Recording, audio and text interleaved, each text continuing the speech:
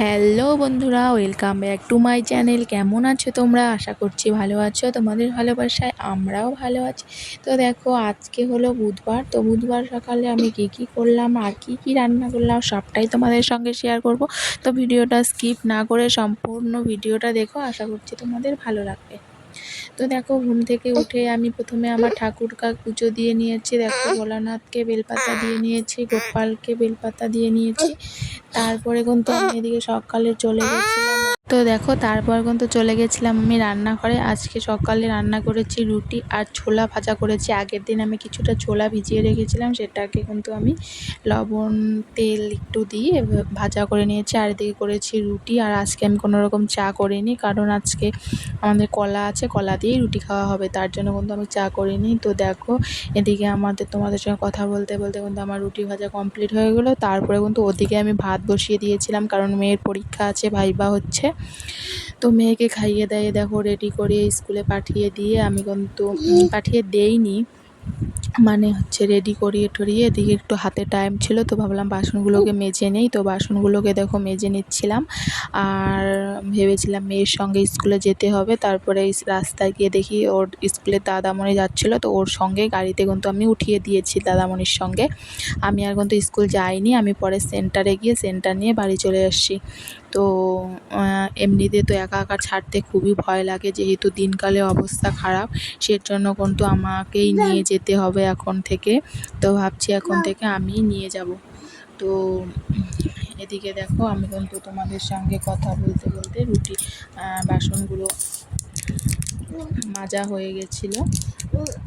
তো তোমরা অবশ্যই কমেন্টে জানিও কে কোথা থেকে আমার ভিডিও দেখছো।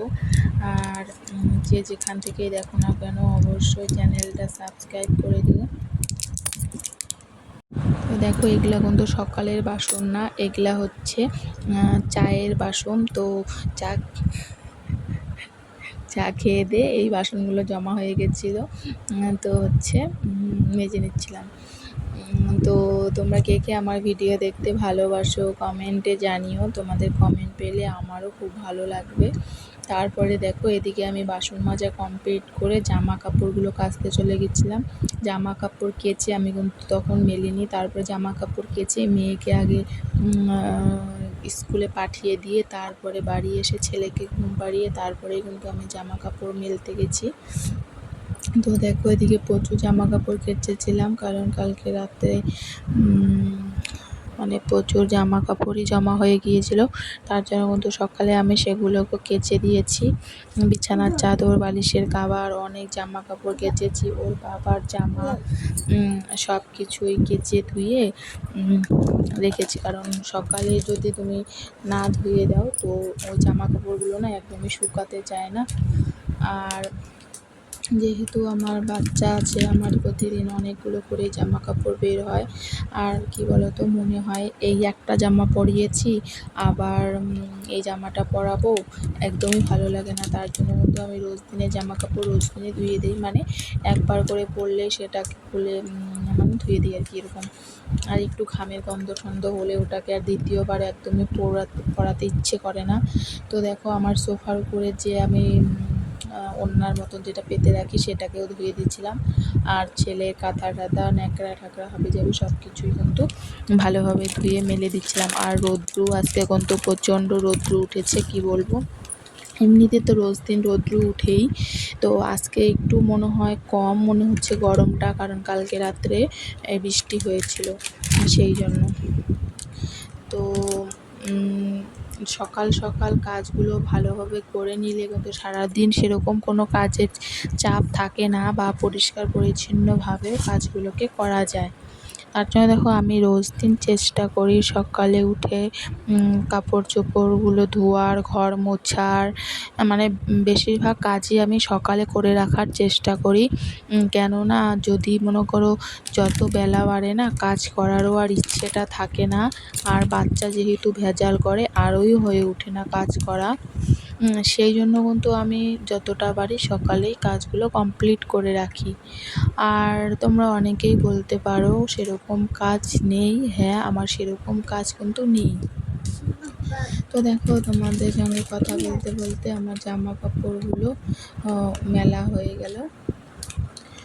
তো আমি তোমাদের যে বললাম আমার সেরকম কোনো কাজ নেই। হ্যাঁ, আমার সেরকম কোনো কাজ নেই, শুধু রান্না বান্না, ঘর গোছানো এই সবই কিন্তু থাকে, আর সেরকম টুকটাক কোনো কাজ থাকে না।